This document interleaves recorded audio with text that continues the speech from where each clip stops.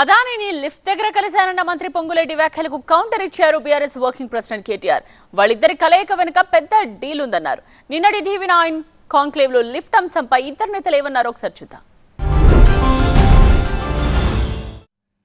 ఏదైతే వారు అధికారంలో ఉన్నప్పుడు లేకుంటే ఇప్పుడు వారు ప్రతిపక్షంలో ఉన్నప్పుడు కేంద్రంతో వాళ్ళకి అంటగాకిన సందర్భంలో అనేక అంశాల్లో ఏ రకంగా అయితే వాళ్ళు షార్ట్అవుట్ చేసుకునే మార్గాలు, అది వాళ్ళ సిస్టర్ బెయిల్ విషయంలో కానీ ఇతరత్ర కేసుల విషయంలో కానీ వాళ్ళు హ్యాండిల్ చేస్తున్న సిస్టమ్ కానీ మేము ఎట్లా చేసినాం వాళ్ళు కూడా ఇట్లా చేసి ఉండొచ్చు అని ఊహించుకొని పచ్చగామెరలు వచ్చిన వాడికి దేశమంతా పచ్చగా కనపడదని స్టైల్లో మాట్లాడితే ఎట్లా సార్?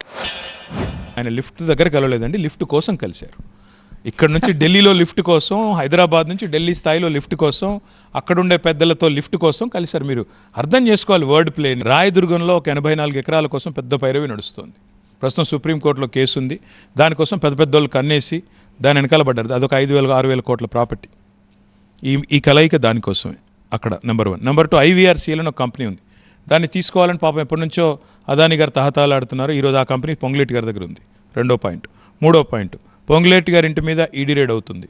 ఈడీ రైడ్ అయిన తర్వాత 75 రోజుల తర్వాత ఈడీ ఇప్పటి వరకు కనీసం చీమ కొట్టినంత చప్పుడు కూడా చేయట్లేదు. అదే ఈడీ ఇంకొకరి ఇంటి మీద రైడ్ అయితే వెంటనే ట్వీట్లు, వెంటనే స్టేట్మెంట్లు, వెంటనే లీకులు అన్నీ జరుగుతాయి.